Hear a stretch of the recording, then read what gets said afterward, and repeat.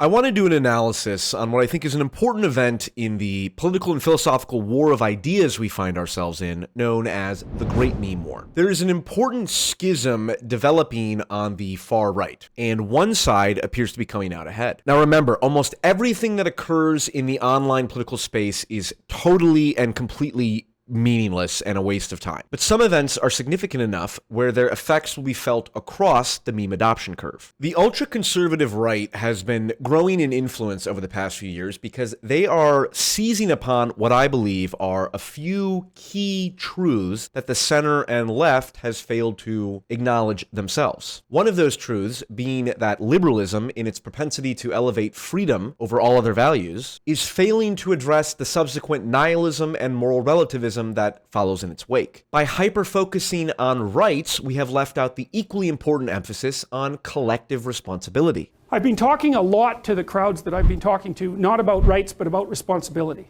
right? Because you can't have the bloody conversation. What are you doing? You can't have the conversation about rights without the conversation about responsibility, because your rights are my responsibility. That's what they are, technically. And then the question is, well, what are you leaving out if you're leaving out responsibility? And the answer might be, well, maybe you're leaving out the meaning of life. That's what it looks like to me. It's like, here you are, suffering away. What makes it worthwhile? Rights? You know, you're completely out. You have no idea what it's almost impossible to describe how bad an idea that is. Responsibility.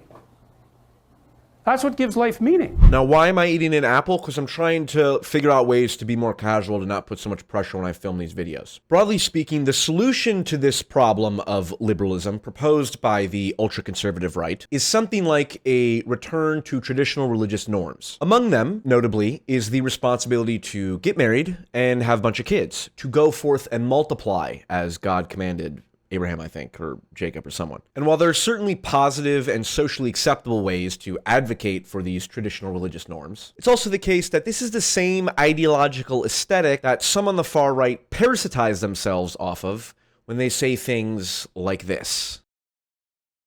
Or when their trolling tweets go nationally viral. White nationalist and Holocaust denier Nick Fuentes posted, "Your body, my choice forever" on election night. It's been viewed more than 90 million times. While many sensible adults on the religious right would obviously disavow this questionable activity, there is a memetically significant faction of social deviants led by the aforementioned Hispanic gentlemen who call themselves Groypers. And their primary memetic advantage is combining surface-level religious aesthetics with deeply ironic humor and extreme shock value. And given that these tactics earned the Groypers leader a now infamous dinner with a soon-to-be inaugurated president, it's not so easy to dismiss his faction's influence out of hand. Former President Trump is under fire from both sides of the aisle now after he hosted a dinner at Mar-a-Lago with Kanye West and an infamous Holocaust denier. However, the important thing to know is that a memetic civil war has broken out amongst the Groypers and the religious right. And my prediction is that this will dramatically change the power dynamics within the online religious right. You may be familiar with the wifejack meme, which is a very innocent and pro-social meme used to exemplify generally positive stereotypes associated with married relationships. You're not drinking, are you? Remember, we're going to the farmer's market at 8 a.m. The car's being weird again. This is my personal favorite. This is my husband's personal hell. Who is that guy? Why is he doing that? What did he just say? Wait, rewind.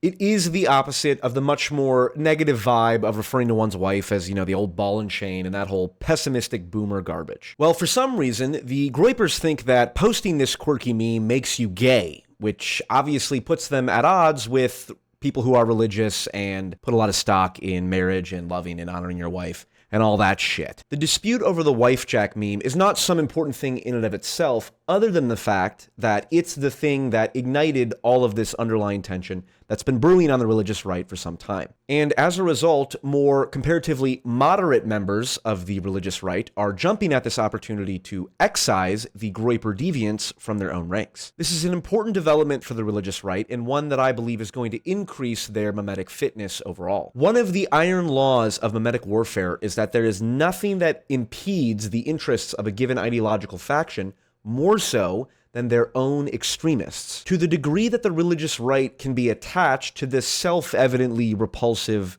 Groyper nonsense, it will greatly impede their ability to gain influence with the broader culture. But this wifejack implosion of the Groyper right provides a perfect entry for the moderate right into the broader public discourse with the center and with the left by giving them the opportunity to lead with the shared disgust of people who are just straight up misogynistic in unfunny ways and, kind of gay, to be honest. Now, personally, I am sympathetic to the religious right, to some degree. I take the position that people like Jordan Peterson and Ian McGilchrist have about how Western Enlightenment values can only function if they are built on a cultural substructure that is essentially Christian. But the primary issue that will continue to plague the religious right, even after they have purged the crazies from their own ranks, is their proclivity to take the Bible and other religious teachings too literally, which causes them to take positions on things like abortion and gay marriage that I reject. But either way, we'll see how this impacts the broader meme war. Until then,